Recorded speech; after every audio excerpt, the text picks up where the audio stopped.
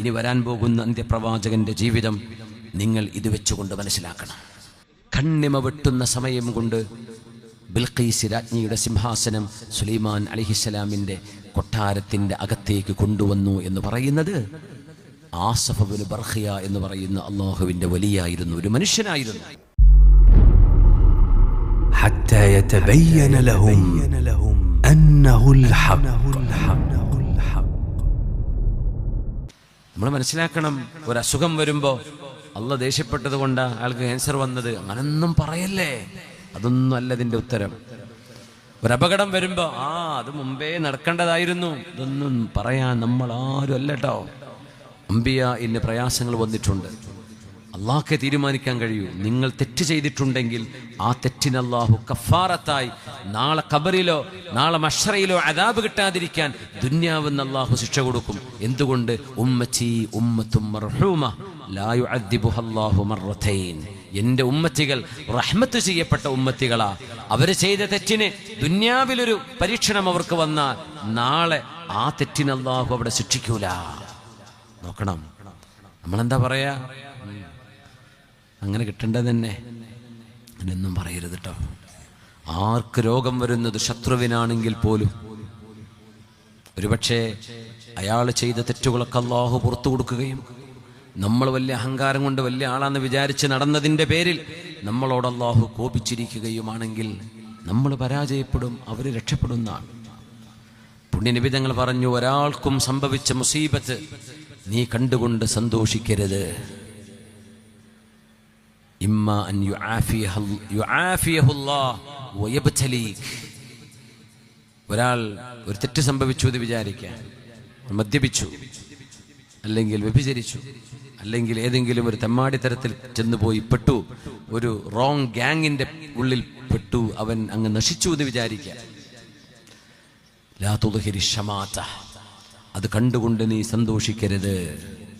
അയൽപക്കക്കാരനായ വീട്ടിലെ കുട്ടി ലഹരിക്കടിമയായി അവന്റെ വീട്ടുകാര് മുഴുവനും അവനെ കൈയൊഴിയുന്ന അവസ്ഥയിലേക്ക് എത്തിക്കാണുമ്പോ, കണ്ടില്ലേ എന്റെ മക്കൾ എന്താ, അവന്റെ മക്കളുടെ അവസ്ഥ നോക്ക് എന്ന് നീ പറയല്ലേ. പുണ്യനബി തങ്ങൾ പറയാ, ഇമ്മ അൻ യുആഫിയഹുല്ലാഹ്, ആ കുട്ടിക്ക് അല്ലാഹു ശിഫ കൊടുക്കും, ആ വീട്ടുകാർക്ക് അല്ലാഹു ആശ്വാസം കൊടുക്കും. ആ വീട്ടുകാരനെ കുട്ടിക്കുണ്ടായ ഏതു പ്രയാസം കണ്ടുകൊണ്ടാണോ നീ സന്തോഷിച്ചിരുന്നത്, ആ പ്രയാസം നിന്റെ വീടിന്റെ ഉള്ളിലേക്ക് കൊണ്ടുവരാൻ അള്ളാഹുവിന് കഴിയും എന്ന് നിങ്ങൾ മനസ്സിലാക്കണം. ആര് പറഞ്ഞു? നമ്മുടെ ഹബീബ് റസൂലുള്ളാഹി സ്വല്ലല്ലാഹു അലൈഹി വസല്ലം.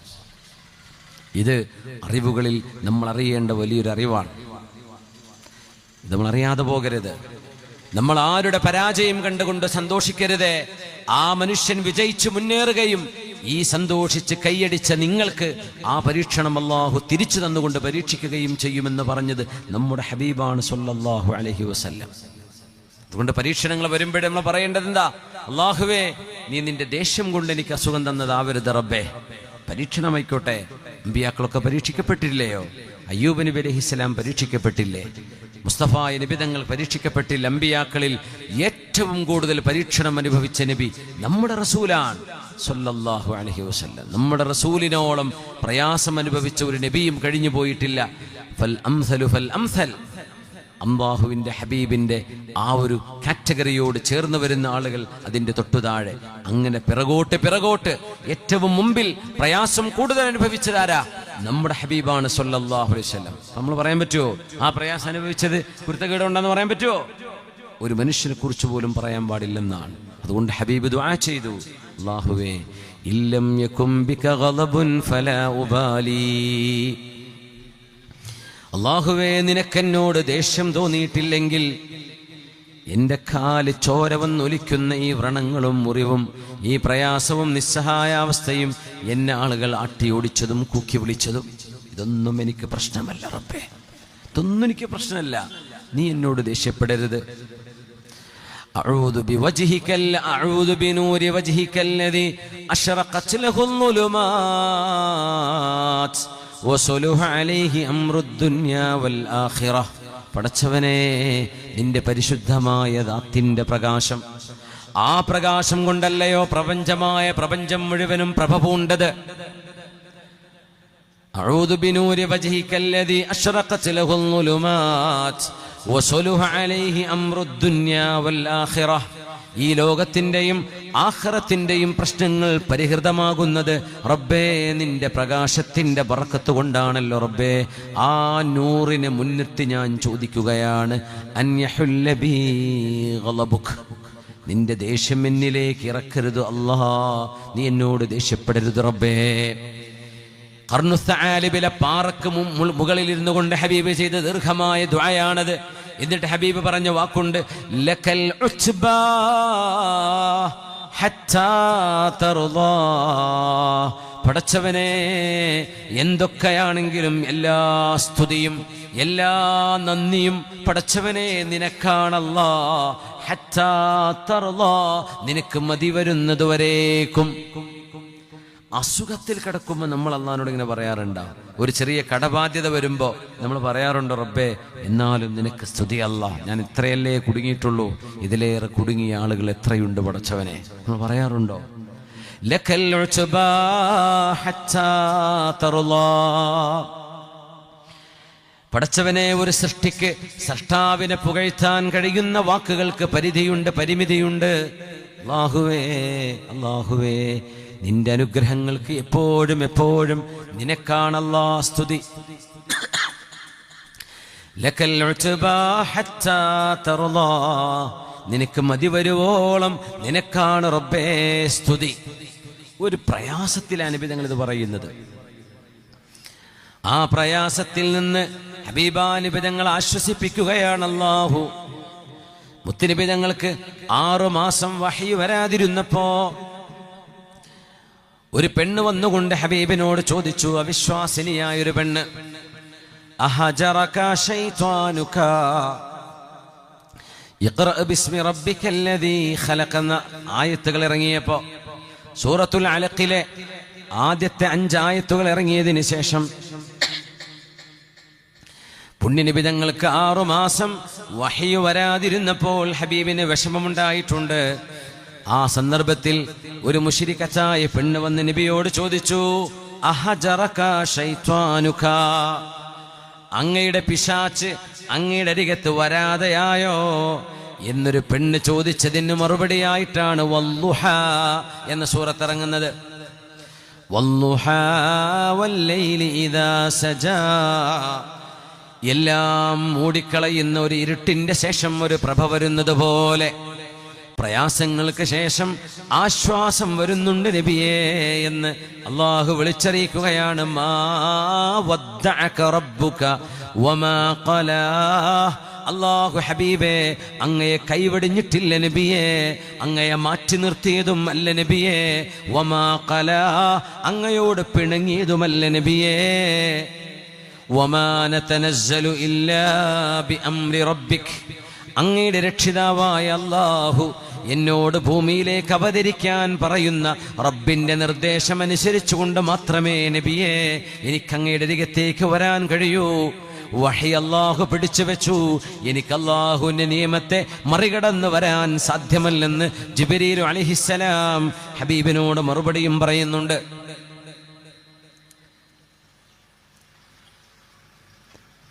മാ വദ്ദഅക റബ്ബുക വമാ ഖലാ വലൽ ആഖിറതു ഖൈറുൽ ലക മിനൽ ഊലാ വലസൗഫ യുഅതീക റബ്ബുക ഫതർളാഹ്.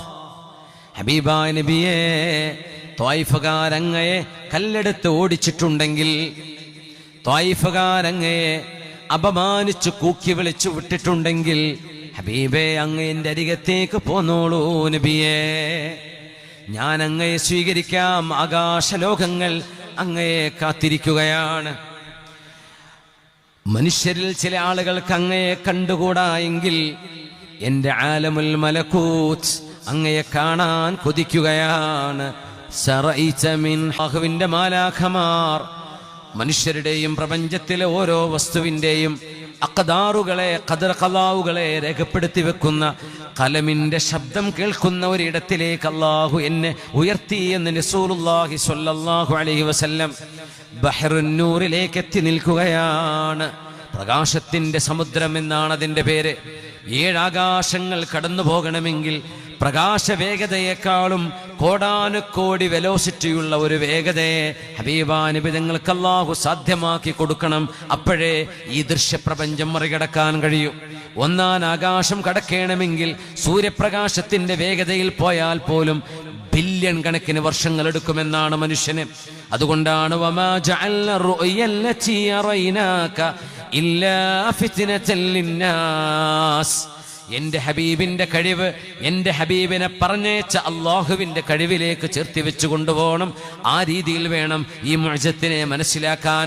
എന്നറിയാത്തവർ, അവർക്ക് ഈ യാത്ര ഒരു പരീക്ഷണമാണ്.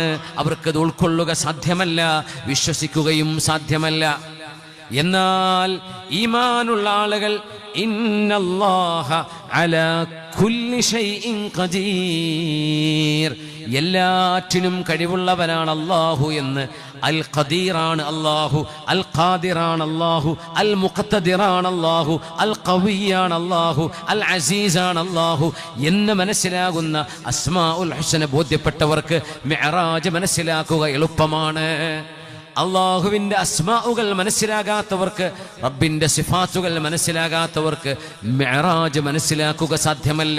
അതുകൊണ്ടാണ് ഹബീബിൻ്റെ കൂടെ ദീനിലേക്ക് കടന്നു വന്ന 12ഓളം സ്വഹാബിമാരായിരുന്ന ആളുകൾ, 12ഓളം മുഅ്മിനീങ്ങളായിരുന്ന ആളുകൾ ഇസ്രാ മിഅ്റാജ് സംഭവം കേട്ടതിന് ശേഷം ഈമാൻ ഉറക്കാത്തതിൻ്റെ പേരിൽ മുർത്തദ്ദായി പോയിട്ടുണ്ടെന്നാണ് ചരിത്രം.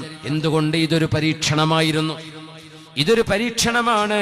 മനുഷ്യന്റെ തലച്ചോറിൽ കിടക്കുന്ന ബുദ്ധിക്ക്, മനുഷ്യന്റെ ഖൽബിന്റെ ഉള്ളിൽ കിടക്കുന്ന ചിന്താശേഷികൾക്ക് പരിമിതിയുണ്ട്, അതിനൊക്കെ ബോർഡറുകളുണ്ട്, അതിന് ചില ലിമിറ്റുകളുണ്ട് എന്ന് ബോധ്യപ്പെടാത്തവർക്ക് ഇതൊരു പ്രശ്നം തന്നെയാണ്. എന്നാൽ സൂയസ് ഉൾക്കടലിന്റെ അരികത്ത് വന്നുകൊണ്ട് സയ്യിദുനാ മൂസ അലൈഹിസ്സലാം 12,000-ഓളം വരുന്ന അനുയായികളുമായി കടൽ മുറിച്ചു കടക്കാൻ വന്നതല്ല. അവര് ഒരൽപ്പം കൂടെ 4-5 കിലോമീറ്റർ ഇടത്തുകൂടെ സഞ്ചരിച്ചാൽ കരമാർഗം ഇന്ന് സൂയസ് കനാൽ നിൽക്കുന്ന ഭാഗത്തുകൂടെ കരയിലൂടെ പുറത്തേക്ക് പോകാൻ കഴിയും.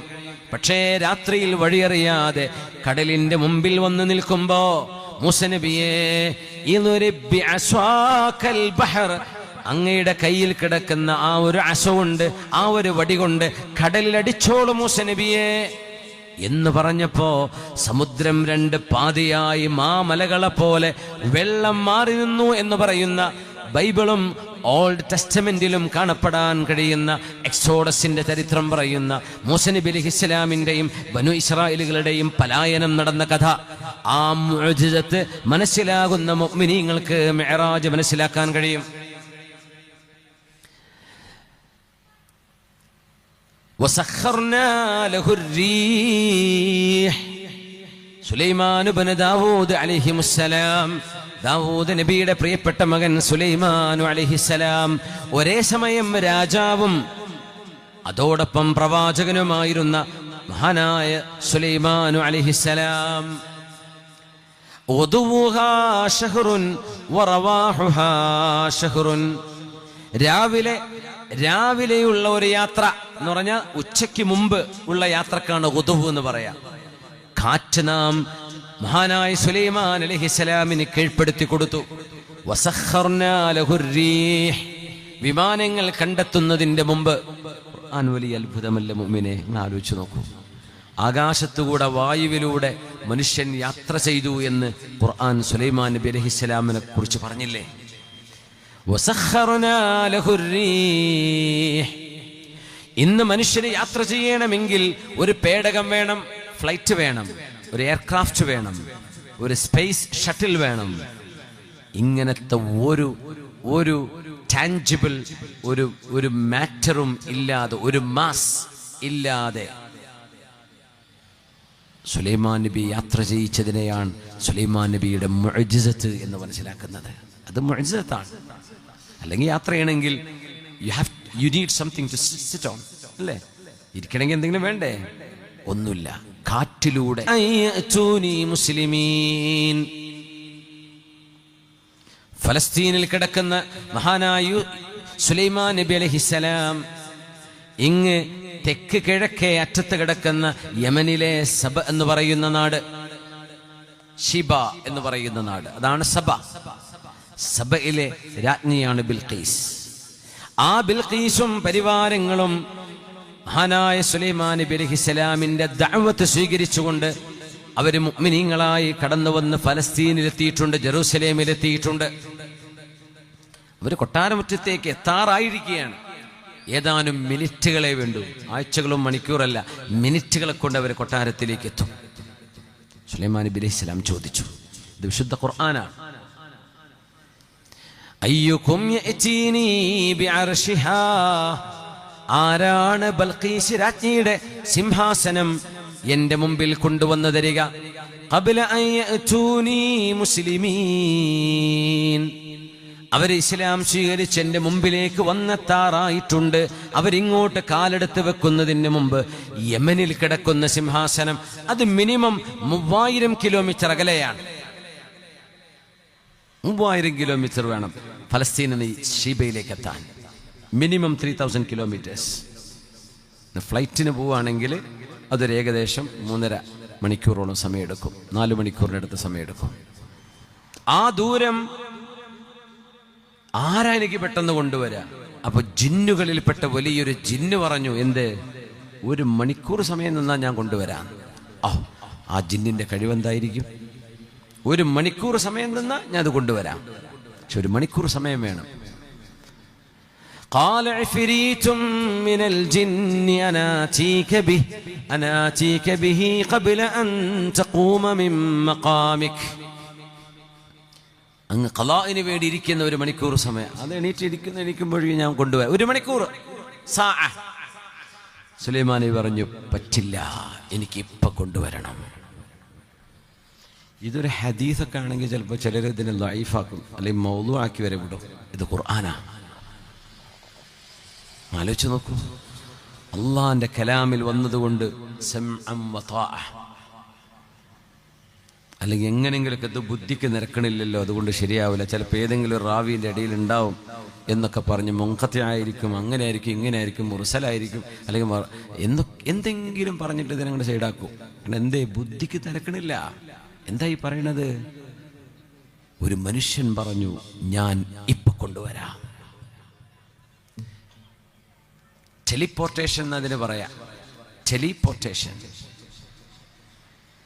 ഇപ്പം നമ്മൾ ടെലിഫോൺ ചെയ്യും, ഇനി ടെലിപ്പോർട്ട് നടക്കും ലോകത്ത്. സാധനങ്ങളെ കൊണ്ടുവരിക, പെട്ടെന്ന് സാധനങ്ങൾ, കൊറിയറുകാരനോ ബൈക്കുകാരനോ ഡെലിവറി ബോയ് ഒന്നും ആവശ്യം ഉണ്ടാവില്ല. സാധനങ്ങളെ ടെലിപ്പോർട്ട് ചെയ്യാൻ കഴിയുന്ന സംവിധാനം ലോകത്ത് വരാം. ഒരു വലിയനുണ്ടായ ആസഫ് ഇബ്നു ബർഖിയ എന്ന് പറയുന്നൊരു വലിയ സുലൈമാൻ നബി അലൈഹിസ്സലാമിൻ്റെ മുമ്പിൽ നിന്നുകൊണ്ട് ഒരു മനുഷ്യൻ പറഞ്ഞു, 1 മണിക്കൂർ കൊണ്ട് ജിന്നിന് കൊണ്ടുവരാൻ പറ്റുമെന്ന് പറഞ്ഞത് സെക്കൻഡുകൾ എന്നല്ല, മൈക്രോ സെക്കൻഡ്സ്. മഹാൻ പറഞ്ഞെന്താണെന്നറിയോ? Within the blink of your eye, നിങ്ങൾ കണ്ണ് ചിമ്മി തുറക്കുമ്പോൾ കൊണ്ടുവരാം. ഒന്ന് കണ്ണു ചിമ്മി എത്ര സമയം? 1 സെക്കൻഡിനേക്കാളും താഴെയാണ് അല്ലേ? കണ്ണ് ചിമ്മി തുറക്കും. കണ്ണ് അന ആതീക ബിഹി ഖബ്ല അൻ യർതദ്ദ ഇലൈക തർഫുക, നിങ്ങൾ കണ്ണ് ചിമ്മി തുറക്കുമ്പോൾ കൊണ്ടുവരാം. അപ്പൊ എന്തായിരിക്കും അവിടെ സംഭവിച്ചിട്ടുണ്ടാവുക? ഇത് ബോധ്യപ്പെടുന്ന ഒരാൾക്ക് മിഅ്റാജ് മനസ്സിലാക്കാൻ വല്ല പ്രയാസമുണ്ടോ? ഇത് ഖുർആനല്ലേ? ഇതൊക്കെ ഹബീബിന്റെ മഖാമുകളെ മനസ്സിലാക്കാൻ അള്ളാഹു ചെയ്തു തരുന്ന ചില അടിസ്ഥാന തംഹീദുകളാണ്. ഇതൊക്കെ ചില അസ്ഥിവാരം ഇട്ടുതരാണ്. ഇനി വരാൻ പോകുന്ന അന്ത്യപ്രവാചകന്റെ ജീവിതം നിങ്ങൾ ഇത് വെച്ചുകൊണ്ട് മനസ്സിലാക്കണം. കണ്ണ് തുറന്നപ്പോഴേക്കും 1 സെക്കൻഡ് എടുത്തിട്ടില്ല. ഷീബാ രാജ്ഞിയുടെ സിംഹാസനം മഹാനായ സയ്യിദുന സുലൈമാൻ ഇബ്നു ദാവൂദ് അലൈഹിസ്സലാമിന്റെ കൊട്ടാരത്തിന്റെ ഉള്ളിൽ അതാ കിടക്കുന്നു. ഒരാൾക്ക് ഇങ്ങോട്ട് നീക്കിയിടേണ്ടി വരികയും എങ്ങനെ അത് കൊട്ടാരത്തിന്റെ ഉള്ളിൽ വന്നു? കൊട്ടാരത്തിന്റെ ഗേറ്റിനുള്ളിൽ കൂടെ വരണ്ടേ? ചുമര് പൊളിച്ചിട്ടുണ്ടോ? ജനല് പൊളിച്ചെടുത്തിട്ടുണ്ടോ? ഈ കൊട്ടാരം, ഈ ഒരു സിംഹാസനം, കൊട്ടാരല്ല സിംഹാസനം, മഹദി ഇരുന്നിരുന്ന ആ ഒരു ചെയർ കണ്ണിമ വെട്ടിയപ്പോഴേക്കും ഇവിടെയുള്ള ഒരു സാധനം ഇങ്ങോട്ട് നീക്കി വെക്കണമെങ്കിൽ ഒരു 4-5 സെക്കൻഡെങ്കിലും എടുക്കൂലേ? 4-5 സെക്കൻഡ് എടുക്കൂലേ? ഇവിടെയുള്ള സാധനം ഒന്നും ഇങ്ങോട്ട് മാറ്റണമെങ്കിൽ അല്ലേ? ഈ ഒരു ബോട്ടിൽ ഇവിടെ നീക്കണമെങ്കിൽ ഒരു 2 സെക്കൻഡ് എടുക്കൂലേ മിനിമം? കണ്ണിമ വെട്ടുന്ന സമയം കൊണ്ട് ബിൽഖീസ് രാജ്ഞിയുടെ സിംഹാസനം സുലൈമാൻ അലൈഹിസ്സലാമിൻ്റെ കൊട്ടാരത്തിൻ്റെ അകത്തേക്ക് കൊണ്ടുവന്നു എന്ന് പറയുന്നത് ആസഫ് ബിൻ ബർഖിയ എന്ന് പറയുന്ന അള്ളാഹുവിൻ്റെ വലിയായിരുന്നു, ഒരു മനുഷ്യനായിരുന്നു. ജിന്നുകൾ പറഞ്ഞു ഞങ്ങൾ അതൊന്നും കഴിയില്ല, ഞങ്ങൾക്കൊരു മണിക്കൂർ സമയം വേണം. ജിന്നുകളുടെ നേതാവ് പറഞ്ഞതാ. അതിൽ വലിയ പോട്ടർമാരൊക്കെ ഉണ്ടാവുകയെ, അതിൽ ഏറ്റവും മസിലുള്ള ജിന്ന് പറഞ്ഞ വാക്കതാ, 1 മണിക്കൂർ നേരം എനിക്ക് വേണം, ഞാൻ തരാം. 3000 കിലോമീറ്റർ അല്ലേ, അതൊക്കെ നമ്മൾ കൊണ്ടുവരാം, 1 മണിക്കൂർ സമയം തരണം. പറ്റില്ല. فلما رآه مستقرا عنده قال هذا من فضل ربي. ആ സിംഹാസനം കൺമുമ്പിൽ കാണുമ്പോ മഹാനായ സുലൈമാൻ അലൈഹിസ്സലാം പറഞ്ഞു, ഹാദാ മിൻ ഫദ്ലി റബ്ബി, ഇതെന്റെ റബ്ബിന്റെ ഔദാര്യമാണ്.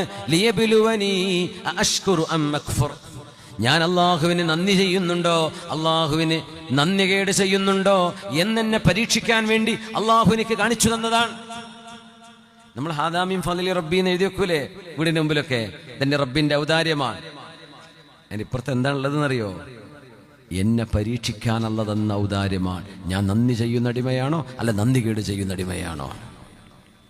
വീടിൻ്റെ ഉള്ളിൽ വെക്കുമ്പോഴേ ഞാൻ ഈ വീടിനോട് നന്ദി ചെയ്യുന്നുണ്ടോ പടച്ചോനെ, അള്ളാഹുവിനോട് നന്ദികേട് ചെയ്യുന്നുണ്ടോ, എൻ്റെ മക്കൾ ഈ വീട്ടിൽ നിസ്കരിക്കുന്നുണ്ടോ, നിസ്കരിക്കുന്നില്ലേ, ഒരു പൊര കൊടുത്തിട്ടേ ഇവർക്ക് സുബഹിക്ക് എണീക്കാൻ പറ്റുന്നില്ലല്ലേ, പറ്റുന്നുണ്ടോ, ഇത് നോക്കാൻ എനിക്ക് അള്ളാഹു തന്ന പരീക്ഷണമാണിത്. ഇതെൻ്റെ അവൻ്റെ ഔദാര്യമാണ്, പക്ഷേ ഇതെന്നെ പരീക്ഷിക്കുകയാണ്.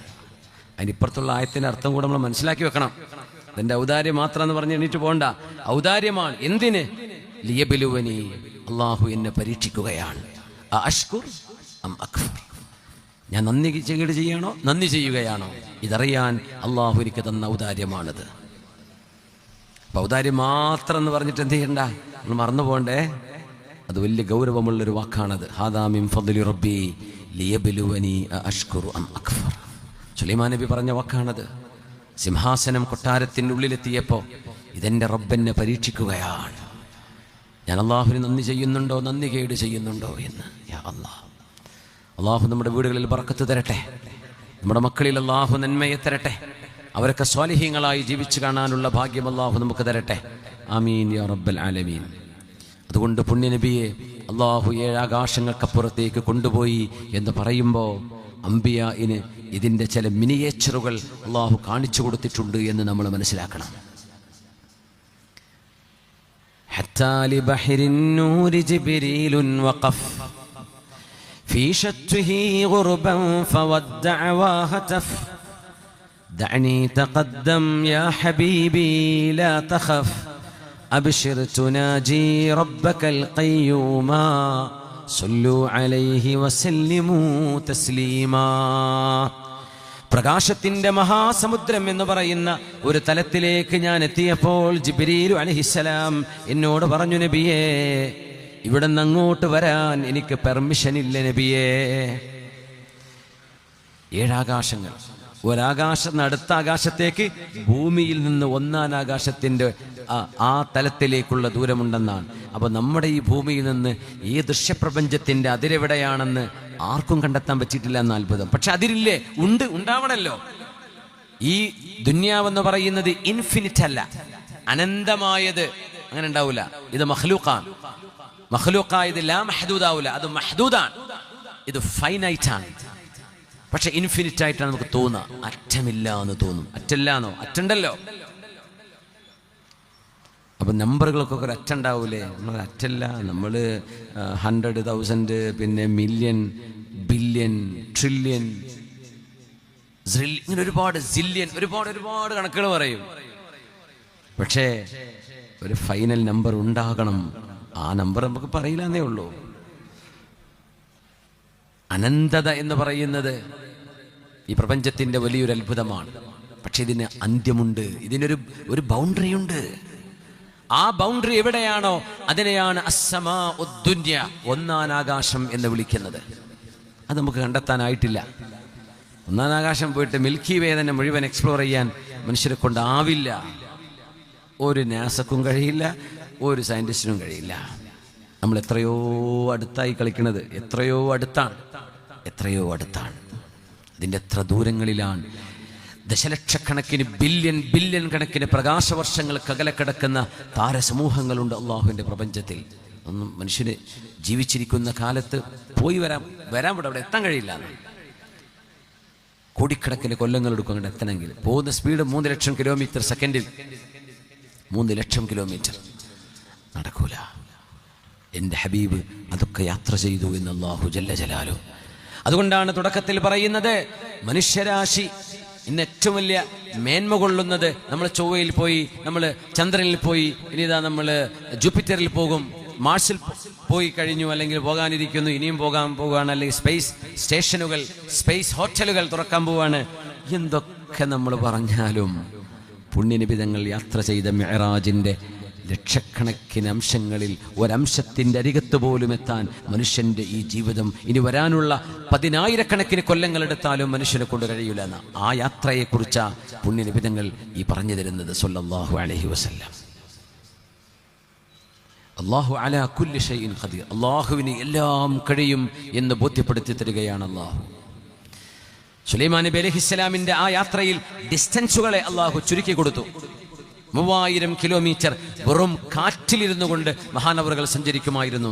പോരാ, അവരുടെ പാത്രങ്ങളും ചെമ്പുകളും കലങ്ങളും ജിന്നുകളും ശൈത്വാനുകളും ഇൻസുകളും അടങ്ങുന്ന പരിവാരങ്ങൾ മഹാനായ യൂസുഫ് സുലൈമാൻ നബി അലൈഹിസ്സലാമിന്റെ കൂടെ കാറ്റിൽ യാത്ര ചെയ്തിട്ടുണ്ടെന്നാണ് വിശുദ്ധ ഖുർആൻ പഠിപ്പിക്കുകയാണത്. സൂറത്തുൻ നംലിന്റെ അത്ഭുതങ്ങൾ വേറെ കിടക്കുകയാണ്. എൻ്റെ ഹബീബ് യാത്ര ചെയ്തു. അപ്പോൾ അബൂജഹല് കൂടെയുള്ള ആളുകളൊക്കെ ചോദിച്ചു, മസ്ജിദുൽ അഖ്സയിൽ പോയോ? അതെ അതെ, പോയി. എത്ര വാതിലുണ്ട്, എത്ര ജനലുണ്ട്, മസ്ജിദുൽ അഖ്സാക്ക് എത്ര സ്റ്റെപ്പുകളുണ്ട്? അവർ പോയി പരിചയമുള്ള നാടാണത്.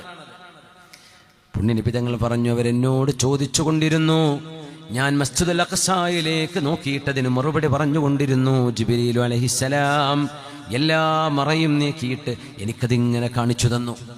അത് വേറൊരു അത്ഭുതമാണ്.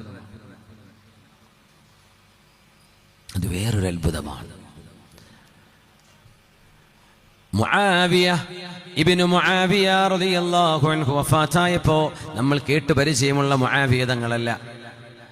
മുആവിയ ഇബ്നു മുആവിയ എന്ന് പറയുന്ന ഒരു സ്വഹാബി, അന്ന് അല്ലാഹുവിന്റെ റസൂൽ സ്വല്ലല്ലാഹു അലൈഹി വസല്ലം തങ്ങൾ തബൂക്ക് യുദ്ധത്തിന് പോയിരിക്കുന്ന സമയമാണ്.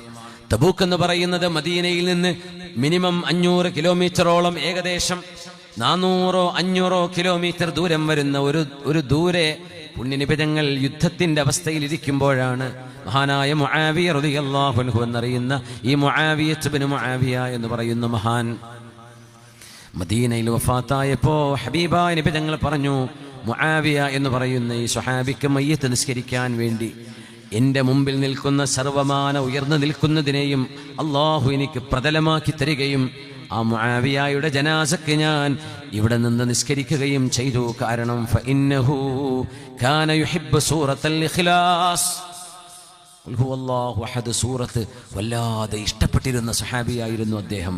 അദ്ദേഹത്തിന് മയ്യത്ത് നിസ്കരിക്കാൻ എൻ്റെ മുമ്പിലുള്ള മറകളെ അള്ളാഹു നീക്കിത്തന്നു.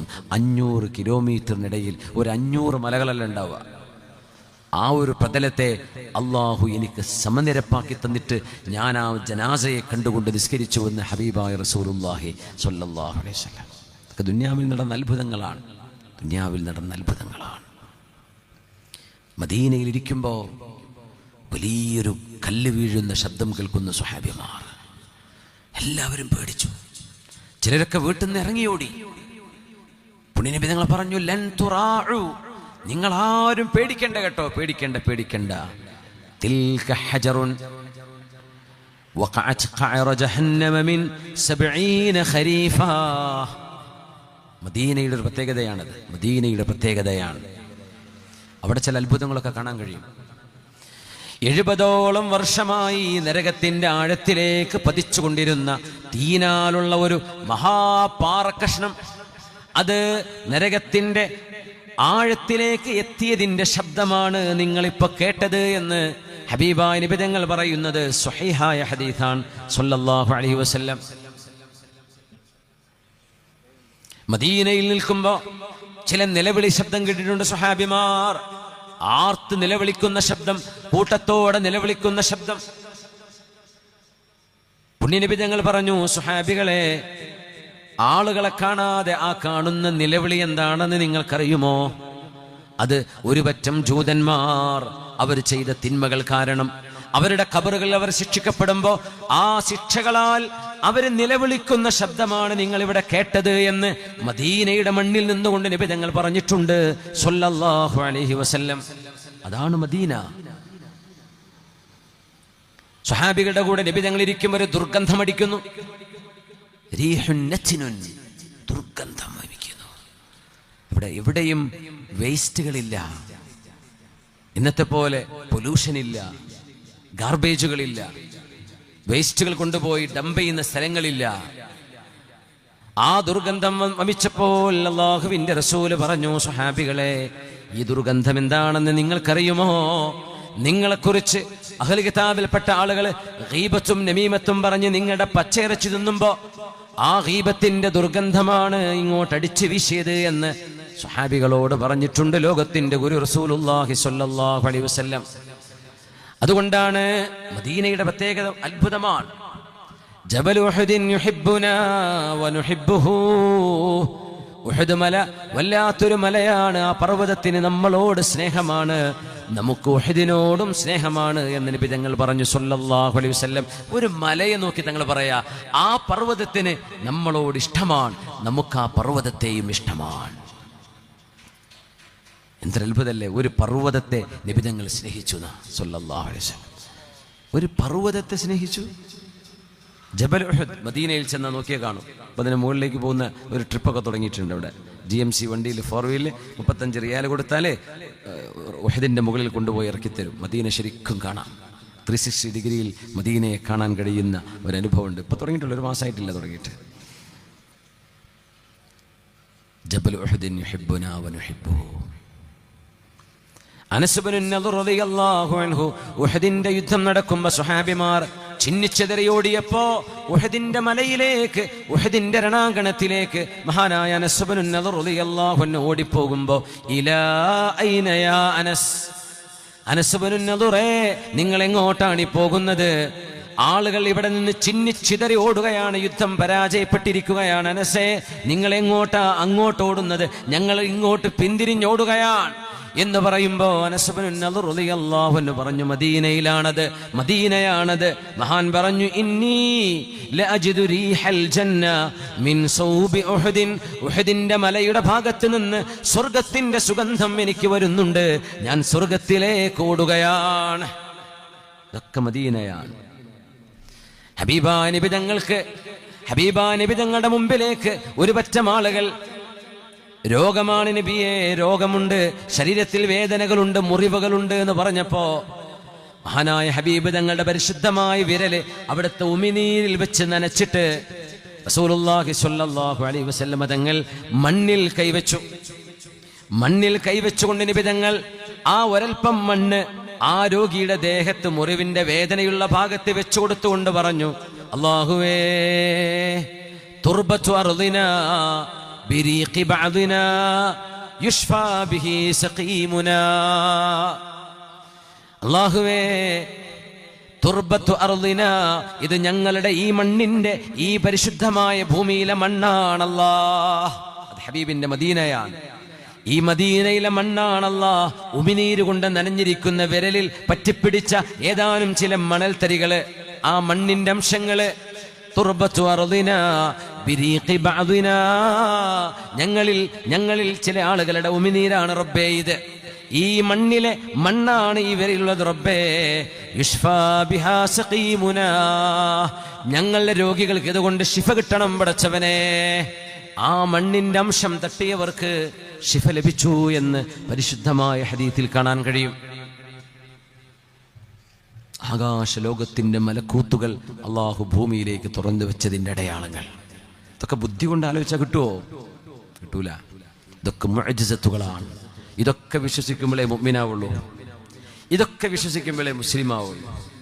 ഇസ്ലാമിന്റെ ഉള്ളിലേക്ക് കയറിക്കഴിഞ്ഞാൽ അതിന്റെ പ്രമാണങ്ങളെ ശരിക്കും അംഗീകരിക്കുന്നവനാണ് മുഅ്മിൻ. അവിടെ പിന്നെ ചോദ്യമില്ല.